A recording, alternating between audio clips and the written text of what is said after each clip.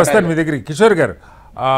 2 రోజులు అయిపోయింది exit polls వచ్చి, సరే పోలింగ్ అయిపోయి కూడా అంటే పార్టీలు కూడా డీప్గా అనలైజ్ చేసుకుంటాయి. సరే గెలుస్తావా గెలవమా పక్కకు పెడితే ఎలా వచ్చినాయి ఓట్లు, ఓటింగ్ ప్యాటర్న్ ఎలా ఉంది, మనకు అనుకూలంగా ఉన్న దగ్గర ఓటింగ్ ఎలా జరిగింది, ఏంటి మీ అబ్జర్వేషన్. దీని తర్వాత మనం బీహార్కి కూడా వద్దాం. జూబ్లీహిల్స్ మన స్థానికమైన ఎన్నిక కాబట్టి బీజేపీ ఏమి అసెస్మెంట్కి వచ్చింది? మరీ ఓటింగ్ షేరు ఎగ్జిట్ పోల్స్ చెప్పినట్టు 5-6% కన్ఫర్మ్ అవుతారా, లేదు కాస్త గౌరవప్రదమైన ఓట్లు తెచ్చుకునే అవకాశం ఉందా? కిషోర్ గారు మ్యూట్లో ఉన్నట్టు ఒకసారి అన్మ్యూట్ చేసి మాట్లాడండి సార్. ముందుగా కటారి గారు, మీకు Yeah. రమణ్ గారికి, మిగిలిన ప్యానలిస్టులు ఎవరైనా అంటే వారందరికీ మన హెచ్ఎం టీవీ ప్రేక్షకులతో సహా నమస్కారాలు. చెప్పండి సార్. సో ఇక యాక్చువల్లీ మీరు మాట్లాడేది ఇప్పుడు ఎగ్జిట్ పోల్స్ బేసిస్ మీద, అది బీహార్ విషయమే కానివ్వండి, జూబ్లీ హిల్స్ విషయమే కానివ్వండి. ఎగ్జిట్ పోల్స్ పోయినసారి మనము కేంద్ర ఎన్నికల సమయంలో కూడా చూసాము. ఎగ్జిట్ పోల్స్ ని బట్టి మనము విశ్లేషణలు చేసుకుని ఒక నిర్ణయాలకు వచ్చేంత నమ్మకం వాటి మీద అయితే నేను అందుకే ఎగ్జిట్ పోల్ కదా సార్, మీ సొంత విశ్లేషణ కూడా అడుగుతున్నాను. నేను ఎగ్జిట్ పోల్ ఒకటే ఆధారం అని చెప్పట్లేదు. దాని గురించి కూడా రేపు ఎలక్షన్ రిజల్ట్స్ రేపే ఉన్నాయి. దాన్ని బట్టి అంటే స్పెసిఫిక్ గా ఇప్పుడైతే పార్టీలో మన బూత్ కమిటీస్ అంటుంటాం కదా, బూత్ లెవెల్ నుంచి వచ్చే రిపోర్ట్స్ ని బట్టి అన్న దాంట్లో పెద్దగా దాని నుంచి పెద్దగా వచ్చిన మెసేజింగ్ నాకైతే నేను స్పెసిఫిక్ గా నేను అటెన్షన్ పే చేయలేదు. కాబట్టి నేను అనుకోవడం ఏంటంటే రేపటి కౌంటింగ్ అయిపోయిన తర్వాత ఇంకెంతసేపు ఉంది, ఇంకొక 12 గంటల్లో స్టార్ట్ అవుతుంది కదా.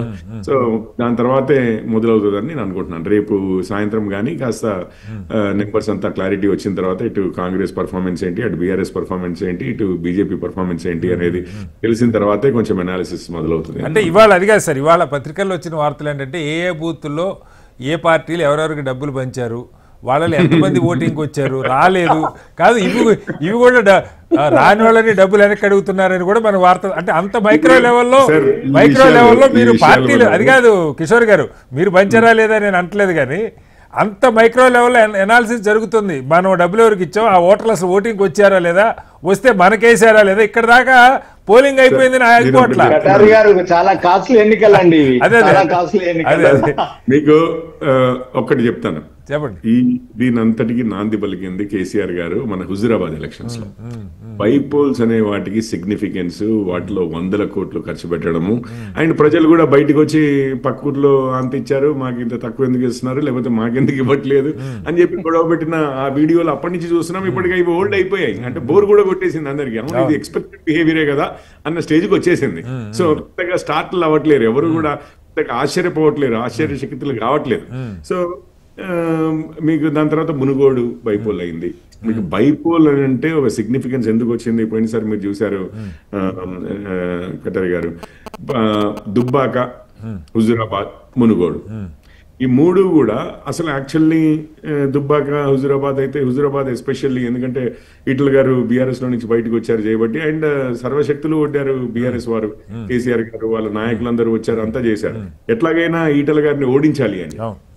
ఆ ఓటమి కాదు కదా, వీళ్ళే 25,000 ఓట్లతోటి ఓడిపోవడంతో బేసిక్ గా ఏంటంటే కేసీఆర్ గారికి అప్పటికి 105 మంది ఏమో ఎమ్మెల్యేలు సార్ 19లో, అంటే ఇక అసలు ఆయనను ఎవరు ఓడించలేరు అని ఉన్నంత పరిస్థితిలో అందరూ దాసోహమనాల్సిందే, వేరే పార్టీలో ఇచ్చిన పోయి అందులో జాయిన్ అవ్వాల్సిందే అన్నటువంటి ఆల్మోస్ట్ ఒక నిరాశ నిస్పృహలకు ప్రజలు గురైనప్పుడు, అంటే మీకు ఒక్క పొలిటీషియన్సే కాదండి అనేది, బ్యూరోక్రాట్సే కావచ్చు, సివిక్ గ్రూప్సే కావచ్చు, ఏది యూనియన్ ట్రేడ్ యూనియన్సే కావచ్చు, ఏది కూడా అసలు కేసీఆర్ గారిని ఎదిరించేటట్లు కాకుండా ఇక ఆయన ఏదంటే అది ఆయనతో పాటు వెళ్ళడమే, ఆయన ఇది మెప్పు కోసమే పనిచేస్తున్నట్లుగా అనిపిస్తుంది. ఓకే, మీరు ఎటో తీసుకెళ్తున్నారు నా పాయింట్ కిషోర్ గారు. ఆ సందర్భంలో ఓడిపోవడం అనేది అది సిగ్నిఫికెన్స్ ఎట్లా అయితే అయిందో, ఈరోజు జూబ్లీ హిల్స్ నేను అంటున్నాను, జూబ్లీ హిల్స్ కూడా ఇప్పుడు రేవంత్ రెడ్డి గారికి ఉండనే ఉంది, ఇంట్లో కుంపటి అన్న టైప్ లో ఉంది. అక్కడనేమో కేటీఆర్ గారికి ఈసారి కేసీఆర్ గారు లేరు, వారు రిటైర్ అయినట్టుగా కనిపిస్తున్నారు, బయటికి కూడా రాలేదు.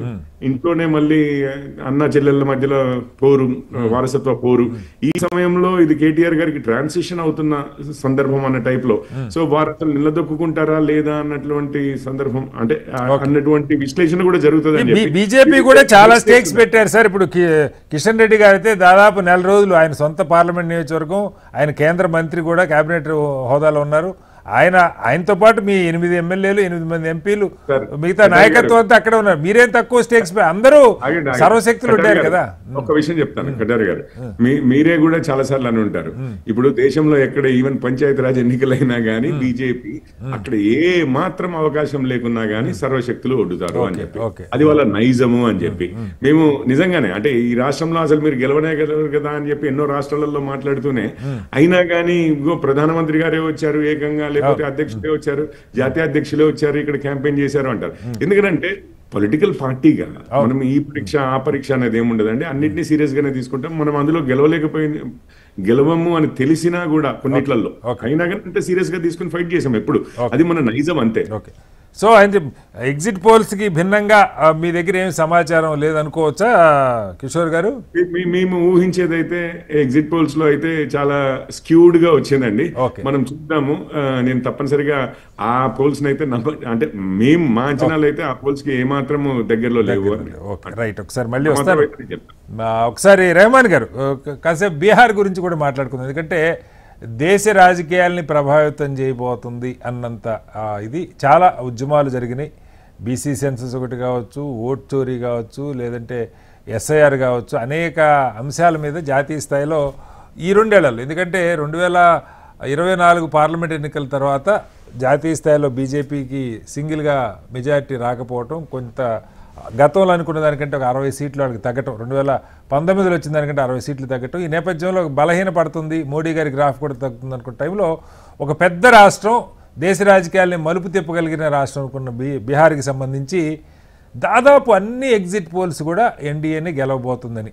సరే, రేంజెస్ మీకు తెలుసు, కొంతమంది 15 రేంజ్ తీసుకున్నారు, కొంతమంది 10 తీసుకున్నారు, కొంతమంది 20 రేంజ్ తీసుకున్నారు, రకరకాల ఎవరి సేఫ్టీ వాళ్ళు చూసుకున్నారు. అయితే అన్నిటికంటే నా దృష్టిలో ప్రామాణికమైన సర్వే యాక్సిస్ మై ఇండియా, దాదాపు ఇప్పటికీ ఒక 20 ఏళ్ల నుంచి దగ్గర దగ్గర 80 సర్వేలు చేస్తే అవుట్ ఆఫ్ 80 74 యాక్యురేట్గా వచ్చినాయి. లాస్ట్ టైం మొన్న పార్లమెంట్ ఎలక్షన్ తప్ప, అంతకుముందు ఒకసారి బీహార్, ఈ 2 తప్ప. వాళ్ళు నిన్న ఇచ్చిన దానిలో మనకి ఓట్ షేర్ ఎన్డీఏకి బీజేపీకి కేవలం 2% ఓట్ షేర్ తేడా కనపడుతుంది.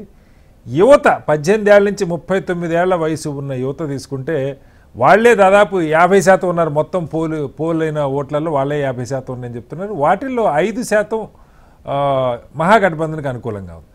అలాగే మహిళల్లో 5% ఎన్డీఏకి అనుకూలంగా ఉంది.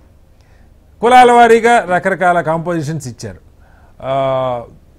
జన్స్వరాజ్ పార్టీ ముందు 8-10% ఓట్లున్నా ఎప్పుడైతే తేజస్విని ముఖ్యమంత్రి అభ్యర్థిగా అటు ప్రకటించడం జరిగిందో ఆ 8లో 4% ఇటు వచ్చేసింది తేజస్వి వైపని. అలాగే లోక్ జనశక్తి పార్టీ జాయిన్ అయిన తర్వాత ఒక 6% దాకా ఎన్డీఏకి ఓట్ల శాతం పెరుగుతుందని. ఇలా రకరకాలు ఉంటే మౌలికమైన అంశం ఇంకోటి మనకు కనపడుతుంది. అంటే ఆ సర్వే, నేను ఒక్క సర్వే ఎందుకు తీసుకున్నా అంటే మూడ్ ఆఫ్ ది నేషన్ చేస్తుంటారు, కిషోర్ గారికి కూడా తెలుసు, ఆల్మోస్ట్ కంటిన్యూస్గా వాళ్ళు ఒక ట్రాక్ ఎలక్షన్ మీద ఉంటుంది ఆ ఛానల్కి, అలాగే ఆ సర్వేకి. సో వాళ్ళు చెప్తున్న దాని